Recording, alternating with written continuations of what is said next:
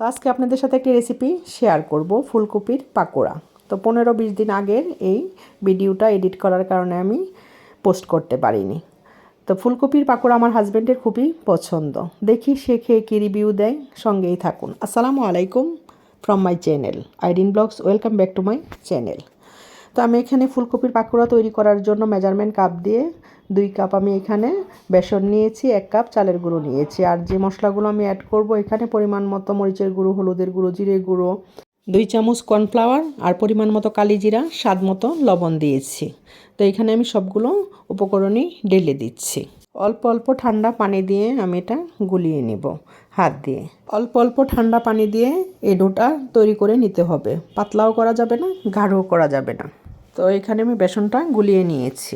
তো দেখতেই পাচ্ছেন এটা পাতলাও হয়নি এবং গাঢ়ও হয়নি।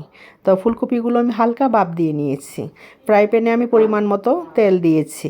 এখানে আমি যে ফুলকপিগুলো ডুবো বেসনে চুবিয়ে রেখেছি, এখন আমি ডুবো তেলে ভেজে নেব। তো এক এক করে সবগুলো ফুলকপি আমি দিয়ে দিচ্ছি।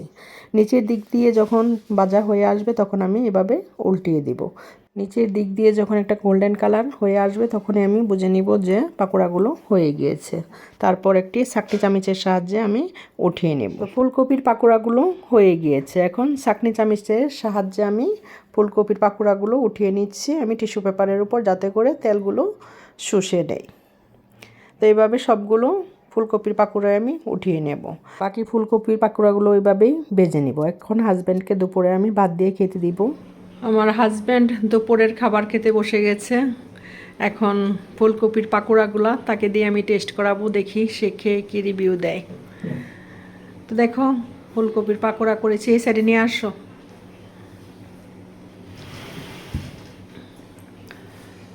এই তো ফুলকপির পাকোড়া এই প্রথম শীতের সিজনে আজকেই তৈরি করলাম ফুলকপির পাকোড়া।